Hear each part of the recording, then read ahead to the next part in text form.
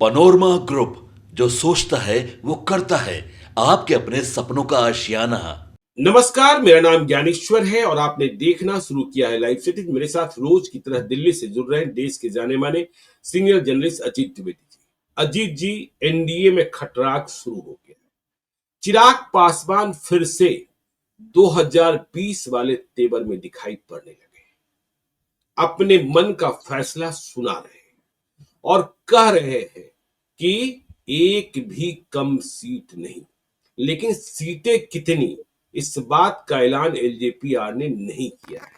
देखिए, 30 मई को प्रधानमंत्री नरेंद्र मोदी की विक्रमगंज में सभा हुई थी और सभा के बाद चिराग पासवान ने अपने कार्यकर्ताओं का एक सम्मेलन भी वहां रखा था।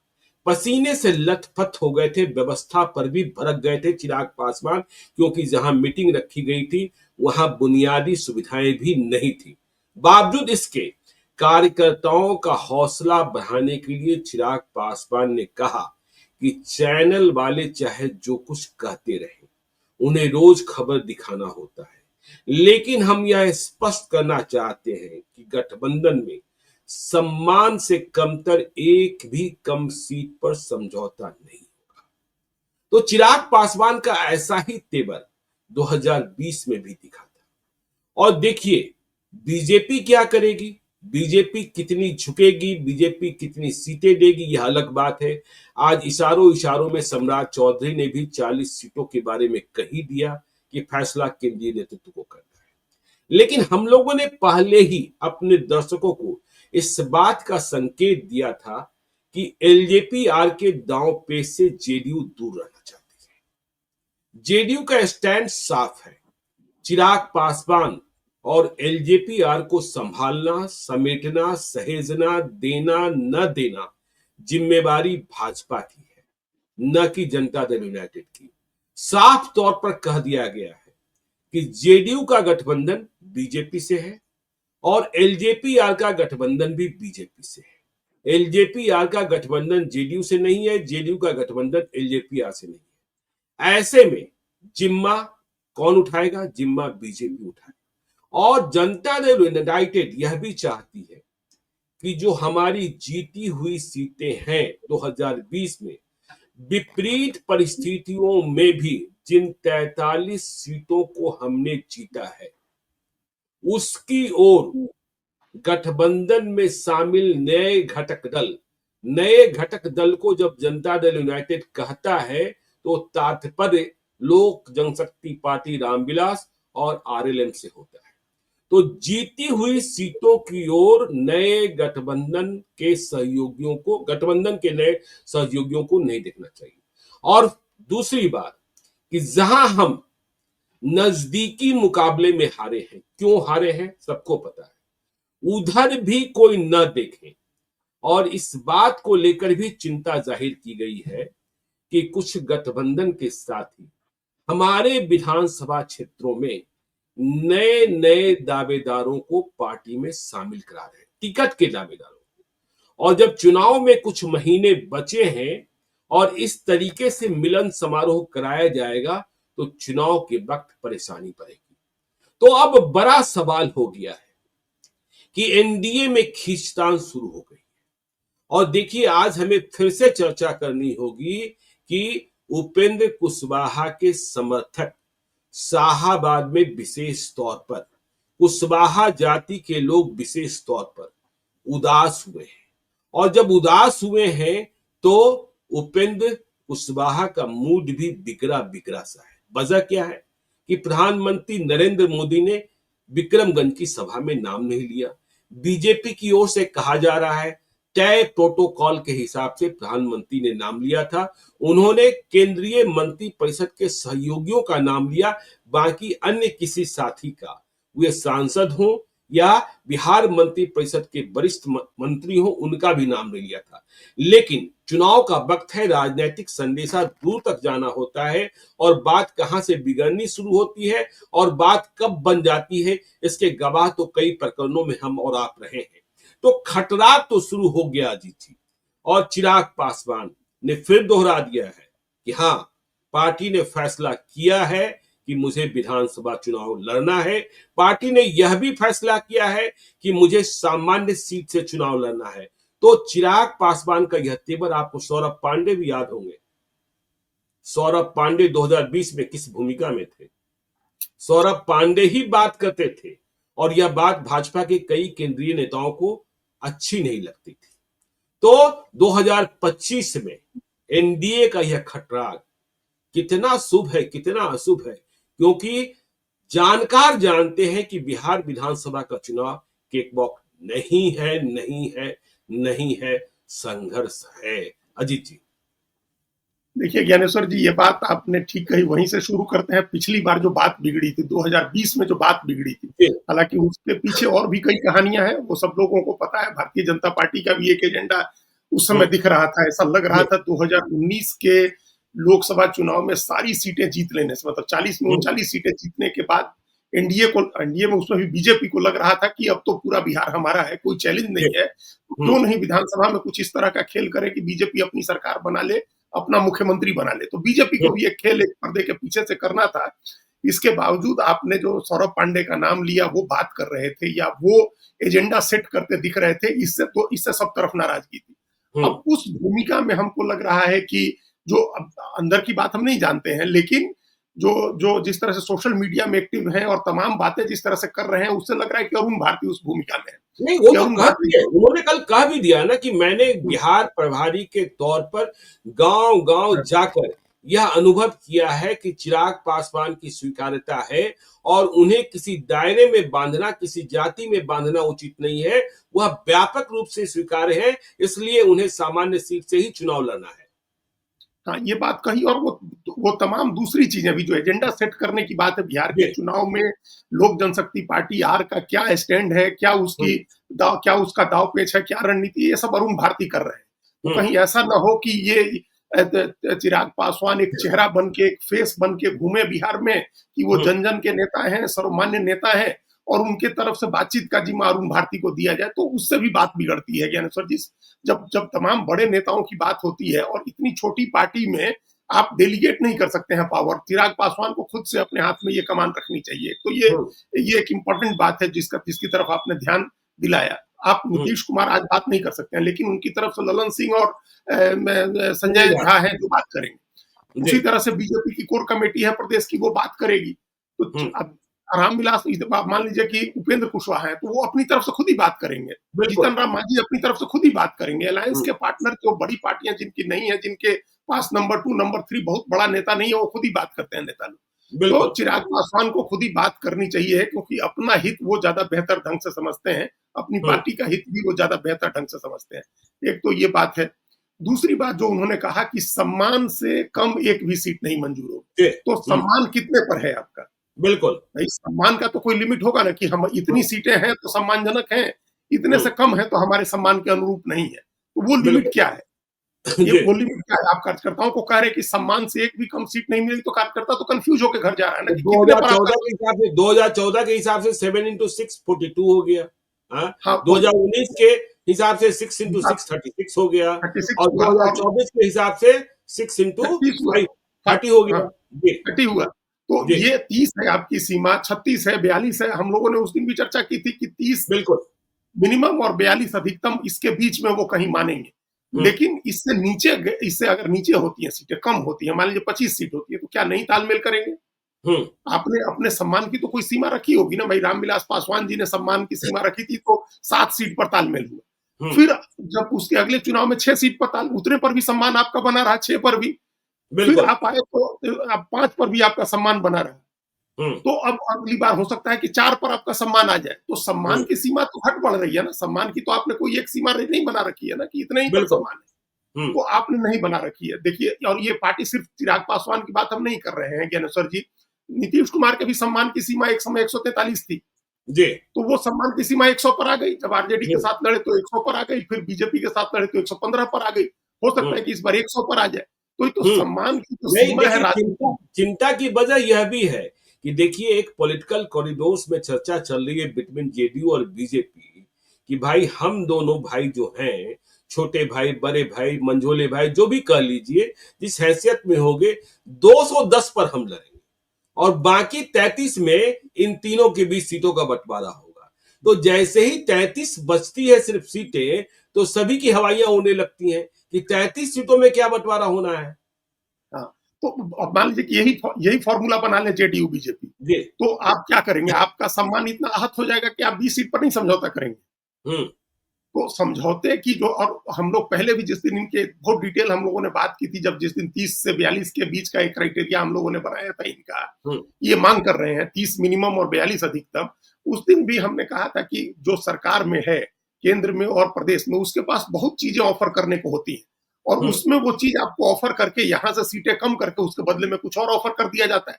जैसे कल ही हम लोगों ने चर्चा की कि एक पद तो मिल गया, तो ये भी तो किसी बार्गेन का हिस्सा होगा ना। ऐसा तो है नहीं कि मृणाल पासवान बिहार के सबसे बड़े दलितों के शुभचिंतक नेता हैं, हितैषी नेता हैं, कि उन्हीं को अनुसूचित जाति आयोग का अध्यक्ष बनना चाहिए था, वो सर्वाधिक डिजर्विंग कैंडिडेट थे, ऐसा तो नहीं है। तो ये तो किसी समझौते का पार्ट है। तो ज्ञानेश्वर जी, समझौता शुरू हो गया। अब सम्मान वो इसलिए सीट नहीं खोल रहे हैं चिराग पासवान, क्योंकि उनको पता है कि उसकी कोई सीमा नहीं है कि कहां तक नीचे आना पड़ सकता है। बिल्कुल। और उसके बदले में कहां आपको एडजस्ट किया जाएगा, क्या एडजस्ट किया जाएगा। जैसे एक चीज ऑफरिंग में आ गई कि आपके बहनोई को अनुसूचित जाति आयोग का अध्यक्ष बना दिया गया। मान लीजिए एक और ऑफरिंग में आ जाए कि हम आपको राज्यसभा की सीट दे रहे हैं, तो उस पर भी 5-6 सीटें कम हो जाएंगी ना। आपका सम्मान की सीमा अगर आप तय कर देंगे तो कैसे आप उससे नीचे आएंगे। फिर एक और ऑफरिंग आ जाएगी, हाँ वही आपके पिताजी की एक आदमकद प्रतिमा लग रही है और चलिए प्रधानमंत्री जी आके उद्घाटन कर देंगे। बिल्कुल। मान लीजिए ये ऑफरिंग हो जाए, फिर उसके बाद कोई ऑफर ये आपके सामने प्लेटर में परोस कर रखा जाए कि आपका कैबिनेट में वजन बढ़ाया जा रहा है, आपको मेन स्ट्रीम किसी बड़ी मिनिस्ट्री का मंत्री बनाया जा रहा है केंद्र में। तो कई तरह की चीजें केंद्र और प्रदेश में जो सरकार है वो ऑफर करती है, और उन सब चीजों को एक पैकेज डील होता है। उस पैकेज डील में आप आज कोई सीट की सीमा बताने की स्थिति में नहीं है। आप मिनिमम 30 कर रहे हैं, लेकिन मिनिमम 20 भी हो सकता है कि आप विधानसभा की 20 सीटें लड़िए, राज्यसभा की एक सीट लीजिए, एक और आयोग का पद लीजिए, एक व्यक्ति को और अपने आप के वो लगवाइए, एक कैबिनेट में आपको राज्य मंत्री का पद और दे रहे हैं। कुछ भी चीजें हो सकती हैं ऑफर में आपके सामने। तो आपको उस हिसाब से आप मोल भाव करके, अगर आप ओपन माइंडेड बैठे हैं, खुले दिमाग से बैठे हैं, और आपने सिद्धांत रूप में यह तय किया है कि हमको एनडीए के साथ ही चुनाव लड़ना है, तब तो फिर दिक्कत नहीं होगी। तब तो आप अभी आप भाव बढ़ाने के लिए, दबाव बनाने के लिए कुछ भी करते रहिए, लेकिन ये सम्मान की कोई सीमा नहीं है। ये हमारा एक तो पहला सबमिशन है ज्ञानेश्वर जी, किसी पार्टी के लिए नहीं होता है। आज हमने नीतीश कुमार को भी हम लोग देख रहे हैं, 143 और 115 और 100 तीनों तो हम लोग देख चुके ना कि इन तीनों पर वो लड़े हैं। तो सम्मान की क्या सीमा है, वो तो घट बढ़ रही है। आप कोई रेखा तय नहीं कर सकते हैं, इसलिए उनकी भी नहीं तय है, और जीतन राम मांझी की भी तय नहीं है, उपेंद्र कुशवाहा की भी तय नहीं है। जो ऑफर किया जाएगा वो आप लेकर के लड़े। अगर आप नहीं लड़ते हैं, अब अगर ये आपका सम्मान आहत हो जाता है 20 सीट पर, मान लीजिए, या हमको 20 सीट तो देखिए 20 सीट की जहां बात है, कहा यह जा रहा है कि एलजेपीआर के भीतर से खबर ये आ रही है कि 20 सीटें तो 2020 में भी ऑफर की गई थी, हमने ठुकरा दिया था। हम 2025 में 20 सीटें क्यों मानेंगे। और देखिए बात सिर्फ सीटों की संख्या की नहीं है। जो हमने आपको कहा कि जेडीयू का कहना है कि मेरा गठबंधन बीजेपी के साथ है, और बीजेपी का गठबंधन जेडीयू के साथ है, बीजेपी का गठबंधन एलजेपीआर के साथ है। समस्या कहां फंस रही है कि जब जेडीयू चाहती है कि मेरी सीटों की ओर कोई न देखे, जो हमारी जीती हुई सीटें हैं, जहां हम मामूली अंतर से हारे हैं, तो यदि चिराग पासवान बीजेपी से ही बात करें तो बीजेपी के पास देने के लिए सीटें कहां हैं। तब फिर बीजेपी को जेडीयू से बात करनी होगी, और जिन इलाकों में पहलवान खड़े कर दिए हैं चिराग पासवान, ठीक है ना। अब देखिए बहुत सारे क्षेत्र ऐसे हैं जहां चिराग पासवान के पहलवान 2020 में जो रहे वह अच्छे से लड़े, उन्हें अच्छे मत भी आए, लेकिन वह मूल रूप से भाजपा के थे और वे वापस भाजपा में चले गए हैं। अब 2020 में प्राप्त मतों को चिराग पासवान उम्मीदवार का मत न मानकर लोजपा का मत मान रहे हैं और कह रहे हैं यहां तो हम जेडीयू से आगे थे, इसलिए यह सीट मुझे दे दीजिए। कई ऐसी सीटें, तो बात यहां भी फंस रही है। जी देखिए, अब इसमें दो बातें आपने कही, हम दोनों बातों पर आप बताते हैं, समझाने की कोशिश करते हैं अपने दर्शकों को। देखिए, जैसे पहली बात यह कि 20 सीट 2020 में आपको ऑफर की गई थी, तो उस समय आप नहीं माने, आप अकेले लड़ने चले गए। तो उस समय बीजेपी भी चाहती थी कि आप अकेले लड़े, बीजेपी ने आपको ऐसा रोकने का प्रयास नहीं किया। तो आपने कोई ऐसा प्रेशर आपके ऊपर नहीं था, नीतीश कुमार ने तो नहीं प्रयास किया रोकने का। तो आप चले गए, आप अकेले जाकर के लड़ लिए। आज अगर भारतीय जनता पार्टी आपको रोकने की कोशिश करती है तो आप क्या करेंगे? भारतीय जनता पार्टी को डिफाई करने की स्थिति में है चिराग पासवान? पहला सवाल ये है। दूसरा सवाल यह है कि 2020 में आप केंद्रीय मंत्रिमंडल के सदस्य नहीं थे, आप केंद्रीय मंत्री नहीं थे। आप आज आप केंद्रीय मंत्री हैं, तो क्या आप बीजेपी और जेडीयू को डिफाई करके केंद्रीय मंत्रिमंडल छोड़ करके अकेले लड़ने की हिम्मत कर सकते हैं? देखिए, अब वो स्थिति नहीं है। ज्ञानेश्वर जी, इनके पिताजी रामविलास पासवान जी और लालू यादव यूपीए की सरकार में मंत्री थे और मंत्री रहते हुए यूपीए कांग्रेस के खिलाफ चुनाव लड़े थे। 2009 का लोकसभा चुनाव आप याद करिए, दोनों ने इस्तीफा नहीं दिया था, दोनों मंत्री रहते हुए चुनाव लड़ रहे थे और कांग्रेस के खिलाफ लड़ रहे थे कि भाई कांग्रेस की हैसियत 4 सीट की है, ये लीजिए आपको 4 सीट छोड़े और बाकी पर हम दोनों लड़ेंगे। तो दोनों भाई की क्या स्थिति हुई आपको पता ही है। तो वो मनमोहन सिंह थे, सोनिया गांधी थी, जिन लोगों ने, चलिए अहमद पटेल का था, ये देख रहे थे कि कहीं आप लोग सीटें जीत करके आ जाए तो आगे जरूरत पड़ेगी, तो उन्होंने नहीं हटाया मंत्रिमंडल से। लेकिन यहाँ तो जैसे ही आप एनडीए के बाहर जाकर के चुनाव लड़ने जाएंगे, अगर आपने स्वेच्छा से इस्तीफा नहीं दिया तो आपको हटा दिया जाएगा। तो क्या इसके लिए आप तैयार हैं? तो दो, एक तो पहले कि आप मंत्रिमंडल छोड़ने, इतना बड़ा त्याग करने को तैयार हैं। दूसरा, एनडीए को नहीं, आप बीजेपी को डिफाई करने की स्थिति में है। ये दो चीजें हैं। 2020 से फर्क 2025 में हमको अभी नहीं लग रहा है कि ऐसी स्थिति के लिए तैयार है चिराग पासवान। अब दूसरी बात जो आपने कही, क्वालिटी ऑफ सीट्स कौन से चाहिए आपको, आपने, हम लोग पहले भी चर्चा करते रहे हैं कि 135 या 134 सीटों पर जो चिराग पासवान 2020 में लड़े थे, उसमें से 115 सीटें तो जेडीयू की थी, बिल्कुल, कुछ 6-8 सीटें बीजेपी की भी थी, लेकिन 115 जेडीयू की तो सारी सीटें थी जिन पर आप चुनाव लड़े थे। तो आपका खराब हुआ प्रदर्शन, अच्छा हुआ आपके कैंडिडेट का, वो तो जेडीयू वाली सीट पर ही हुआ है। बिल्कुल। अब जीतने इनके एक कैंडिडेट जीते थे और वो चले गए हैं जेडीयू में, तो अब आप थोड़ी इंटाइटल्ड हैं वो सीट मांगने के। आपकी तो पार्टी का जो जीता हुआ कैंडिडेट था वो चला गया, तो आप किस आधार पर वो सीट अपने को मांगिएगा कि हम जीते थे, तो आपका तो जीता हुआ कैंडिडेट चला गया। इसी तरह से जैसे आपने कहा कि कैंडिडेट का किस तरह से वोट था, रुपौली सीट पर इनके कैंडिडेट थे शंकर सिंह, दूसरे स्थान पर रहे थे, तो अब वो निर्दलीय एमएलए हो गए। दिनारा में राजेंद्र सिंह थे। हाँ, दिनारा में राजेंद्र सिंह थे। तो अब वो बीजेपी के आदमी थे, आरएसएस के आदमी थे, वो चले गए और शंकर सिंह एमएलए हो गए। तो अब या तो आप रुपौली सीट को तभी क्लेम करेंगे जब शंकर सिंह आपकी पार्टी में हो, तो आप उनके लिए सीट मांगेंगे, नहीं तो कैसे सीट क्लेम करेंगे। इन्होंने एक सीट जीती थी ज्ञानेश्वर जी, और 9 सीटों पर, 135 में से 9 सीटों पर ये दूसरे स्थान पर रहे, जिसमें जिसकी सीटें कटिहार में भी हैं, सिवान में भी हैं, पूर्णिया में भी हैं, मतलब अलग अलग प्रमंडल में, अलग अलग जिलों में टोटल 9 सीटें हैं जिन पर आप दूसरे स्थान पर है। तो आप अब अगर ये फॉर्मूला कर दिया जाए कि ठीक है, आपको जब जीती हुई एक सीट और 9 दूसरे नंबर की सीटें, आपको 10 सीट मिलेगी, तो आप इस फॉर्मूले को किस आधार पर काटिए? बिल्कुल, अगर ये फॉर्मूला बने कि आप जीते थे और जिस सीटों पर दूसरे नंबर पर रहे थे आपको उतनी ही सीटें मिलेंगी, तो आपकी हैसियत का आकलन तो इसी से होगा ना। या आपकी 10 सीटें बनती हैं, आप लोकसभा चुनाव के आधार पर तो विधानसभा की सीट का नहीं मांग सकते ना। लोकसभा में तो आप 6 सीट जीते हुए, 5 सीट जीते हुए हैं, और 5 में से हमको लगता है कि 29 विधानसभा सीटों पर एलजेपी की बढ़त है। और जेडीयू वाले तो हैसियत दिखा भी देते हैं ना कि तारापुर और कुशेश्वर स्थान में जब उपचुनाव हुआ तो आपकी हैसियत क्या थी। हाँ, 5-5 हजार दोनों जगह वोट आया, 3-3, 3.5% वोट आया था, 4% वोट आया था आपको। तो आप एक जगह जहां पहले बीजेपी के परोक्ष समर्थन से आप 20 का चुनाव लड़ रहे थे और एक माहौल भी उस समय नीतीश कुमार के खिलाफ बना हुआ था, बना दिख रहा था, तो आपको 12%, 13%, 14% वोट जिन सीटों पर आया, इनको 13% वोट आया था ज्ञानेश्वर जी कुशेश्वर स्थान सीट पर 2020 में, और जब बाई इलेक्शन में लड़े तो आपको 5% वोट आया। तो वो आपकी स्थिति है, वास्तविक स्थिति है। जो ओवरऑल वोट का परसेंटेज था 5.66% वोट आपको आया 135 सीटों पर। तो उस वोट परसेंटेज के आधार पर आप क्या सोच रहे हैं कि आप एनडीए को कितना डैमेज कर सकते हैं? बिल्कुल। अगर ये फिर अब तीसरी बात आती है, जो आपने सीट की बात कही कि सीटों पर कैंडिडेट्स के वोट थे, काफी जगह पर, मैक्सिमम जगह पर कैंडिडेट्स के वोट थे, उसमें कुछ पार्टी का सप्लीमेंट्री वोट था और कुछ वोट था जो एंटी नीतीश कुमार वोट था, एक जो आप चूंकि नीतीश कुमार के खिलाफ बहुत बोल रहे थे, बहुत मुखर थे, और लोगों के मन में यह था कि नीतीश कुमार कब आरजेडी के तरफ चले जाते हैं, कब बीजेपी के तरफ जाते हैं। तो जो कोर एंटी नीतीश वोट है 1%, 2% का, वो आपको वोट गया था। बिल्कुल। तो उस वोट वही आपकी पूंजी है। तो कैंडिडेट्स आपके पास अब है नहीं, वो कैंडिडेट्स जीते हुए या नंबर 2 का कैंडिडेट, तो वो क्लेम आपका नहीं बनता, उस ग्राउंड पर क्लेम नहीं बनता है।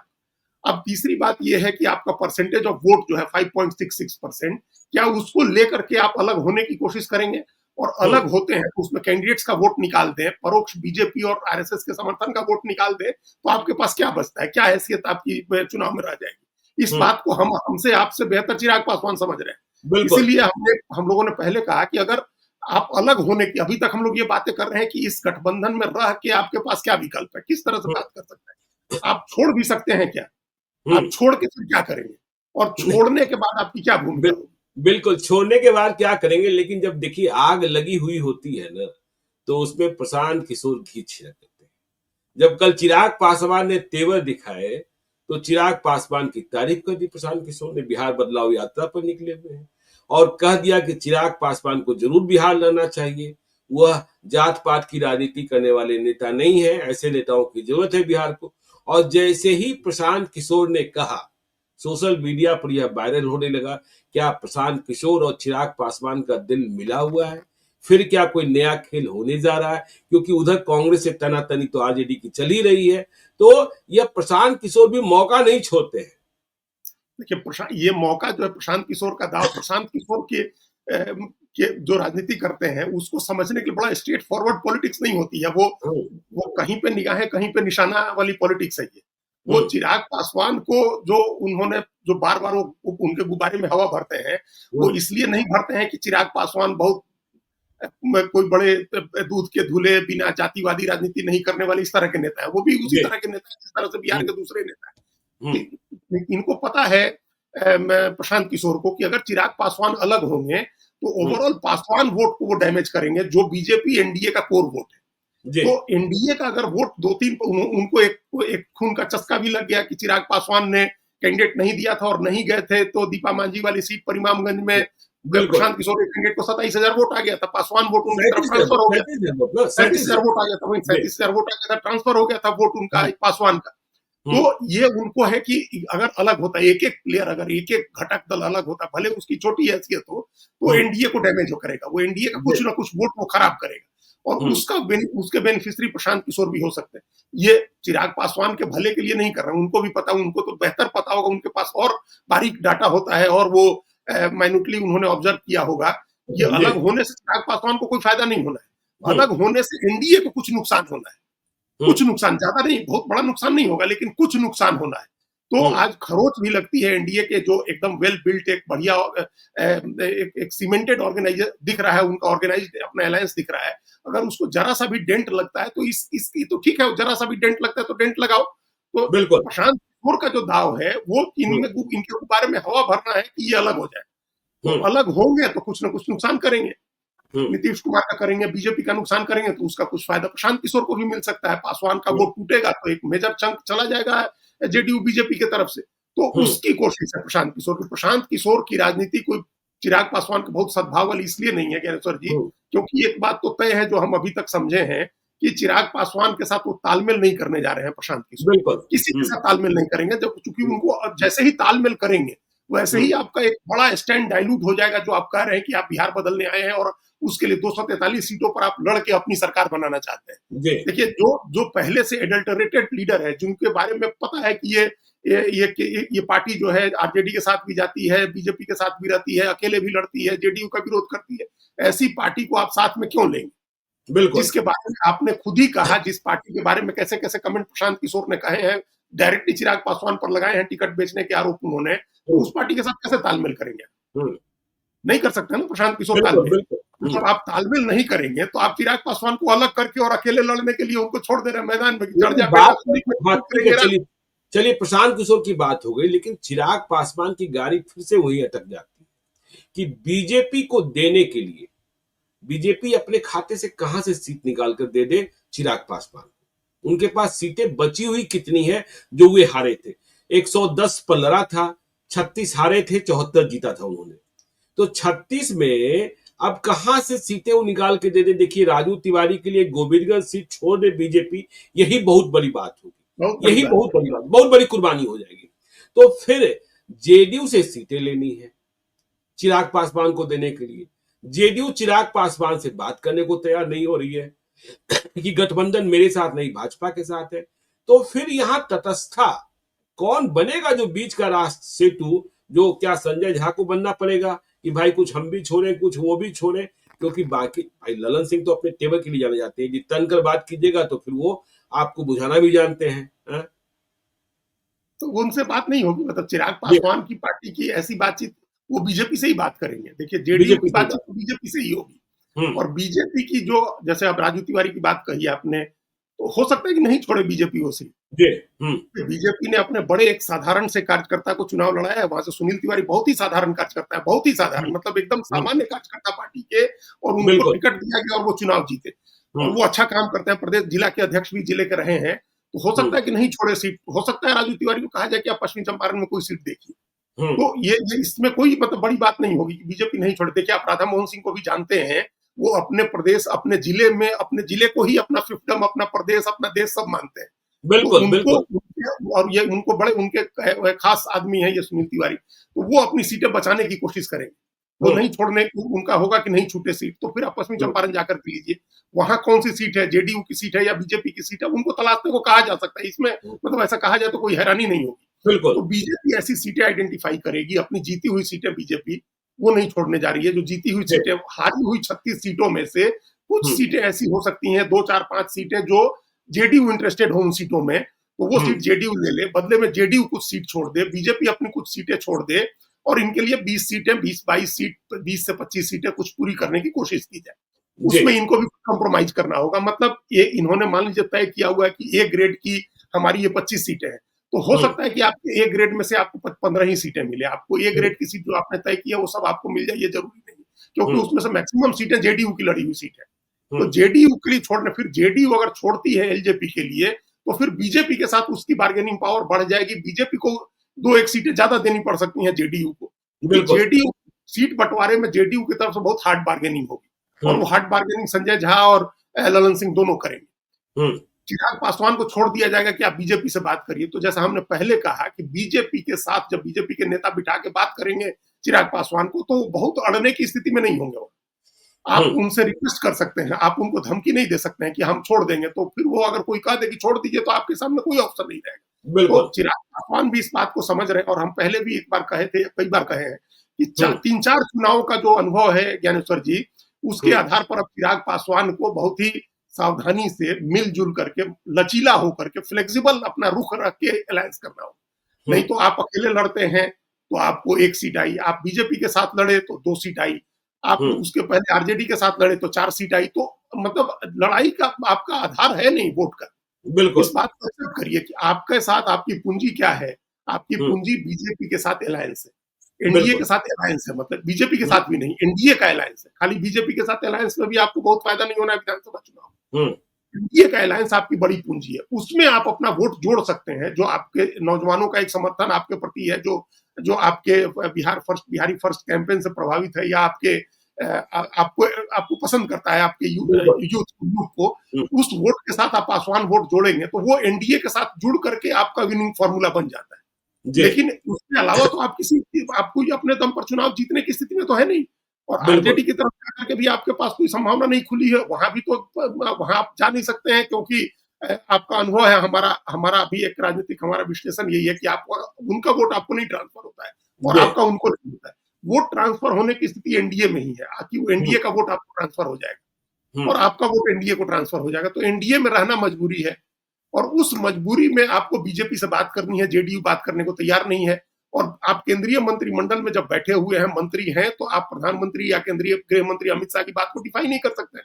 बिल्कुल। तो ये उस हिसाब से आपको अपना स्टैंड तय करना है। पहले जैसे चलिए। देखिए बीच में कई बार ऐसा होता है ज्ञानेश्वर जी, को थोड़ा लचीलापन दिखाते हैं, नीतीश हम्म। कुमार से मिलने भी जाते हैं, नीतीश कुमार की तारीफ भी करते हैं, लेकिन फिर अचानक पता नहीं उनका कौन सा ईगो जाग जाता है, या कोई दूसरा आदमी उनमें हवा भर देता है कि नहीं नहीं आपको लचीलापन नहीं दिखाना है। जबकि बिल्कुल। स्ट्रेटेजिक फ्लेक्सिबिलिटी आज के समय में उनके लिए सबसे ज्यादा जरूरी है। अगर वो बिहार में अपना फुट होल्ड बनाना चाहते हैं, बिहार में अपना पैर जमाना चाहते हैं, तो हम्म। स्ट्रेटेजिक फ्लेक्सिबिलिटी दिखाएं, लचीलापन दिखाएं बातचीत में जेडीयू बीजेपी से। चलिए, तो देखिए, चिराग पासवान की चर्चा हो गई, लेकिन उपेंद्र कुशवाहा के समर्थक जो उदास हो गए हैं शाहबाद में, उन्हें लगने लगा है कि उनके नेता की उपेक्षा हो रही है, प्रधानमंत्री ने भी उपेक्षा कर दी है, और इसके बाद मूड कुछ बिगड़ा बिगड़ा उपेंद्र कुशवाहा का भी है।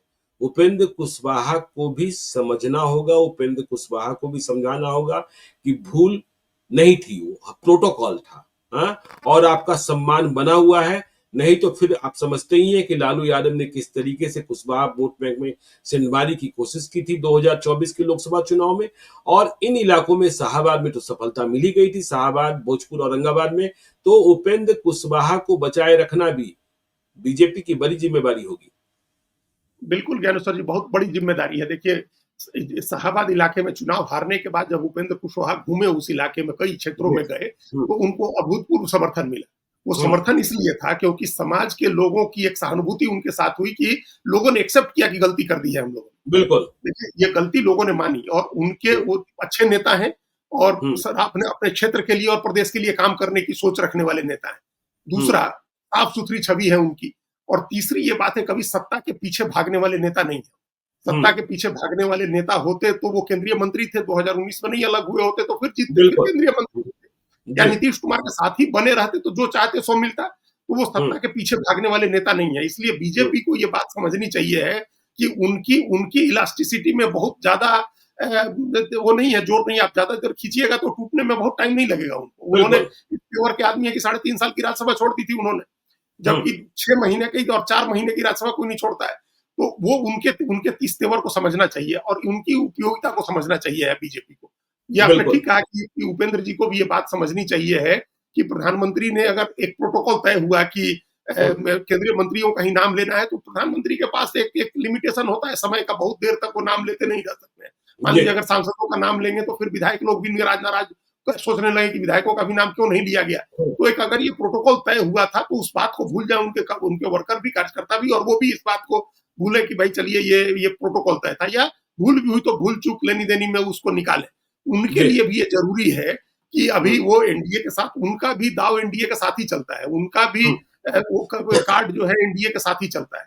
अभी लोकसभा चुनाव में जो कुशवाहा वोट टूटा था, उसके मुकाबले अभी विधानसभा चुनाव में कंसोलिडेशन की संभावना ज्यादा दिख रही है, क्योंकि यहाँ तो तय है ना कि अगर इंडिया ब्लॉक जीतेगा तो तेजस्वी यादव मुख्यमंत्री होंगे। यहाँ वहां तो कुशवाहा के लिए कोई है नहीं गुंजाइश। इंडिया ब्लॉक जीतेगा और एनडीए में अगर एनडीए जीतता है तो सम्राट चौधरी हो सकते हैं मुख्यमंत्री बिहार के। तो इसलिए कुशवाहा वोट इस बार एनडीए की तरफ रहेगा। इस बात को उपेंद्र कुशवाहा जी को भी समझना चाहिए है। तो दोनों तरफ से इस मामले में बहुत तनातनी करने की जरूरत नहीं है।